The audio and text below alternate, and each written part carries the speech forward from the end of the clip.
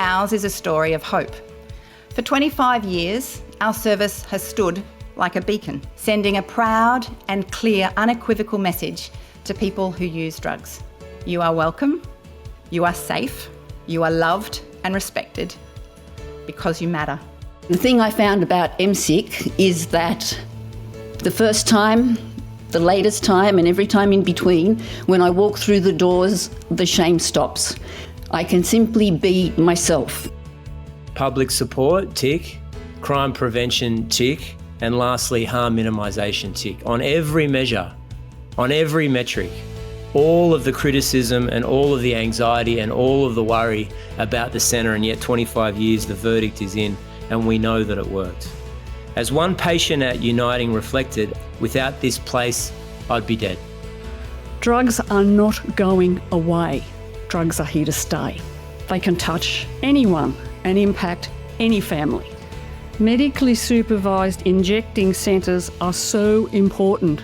Yet almost 15 years after my son's death, there are still only 2 centres nationally. And I know that if a safe injecting facility had been available at a location close by, Blue Mountains, he would have been kept safe and he would be here today with me. He just needed a little bit more recovery time. When I think of the Sydney electorate, we have the Opera House, the Harbour Bridge, the Royal Botanic Gardens, this building. But the institution I am most proud of is the Medically Supervised Injecting Centre. It is the place that saves lives, that changes lives, that gets people into care. And MSIC is a good reflection and a reminder about the importance of political courage. This was a difficult thing to do 25 years ago, but today, 25 years later, we have 3 premiers, 3 health ministers, and a Lord Mayor all celebrating that achievement. Shows you that political courage pays off and is something to always be proud of. The staff at MSIC never made me feel judged. They made me feel welcome. They made me feel like a normal human being, like a person worth saving, and like a person with a future.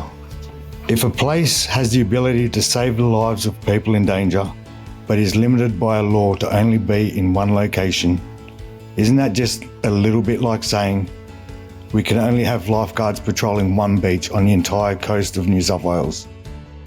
Early this month I turned 70, and some of my nearest and dearest friends who I met basically through the Supervised Injection Centre, they threw me a surprise birthday party. I never thought anything like this would ever be possible in my life. I never thought I'd reach 50, let alone 70. It's worth taking an experiment because it just might save lives. I talk to everybody. It's exactly the same. If the evidence says you can save lives, if you care about people, this should always have been happening. I think our collective presence here today is a very, very powerful message that says that evidence-based harm reduction is not fringe. It is actually something that's deeply supported by the community and deeply, deeply impactful. People ask me, why is the church involved at all? And my response is, where on earth should we be otherwise than in this place? People who are told they are worth nothing, and in this place they are told they are worth everything. Every major step forward that our community has made was once called impossible. And every act of courage begins with people willing to stand next to each other, just as we are in this room, and say to each other, we can be better. We can do better. MSIC is now 25. It is now time for MSIC to have some kids.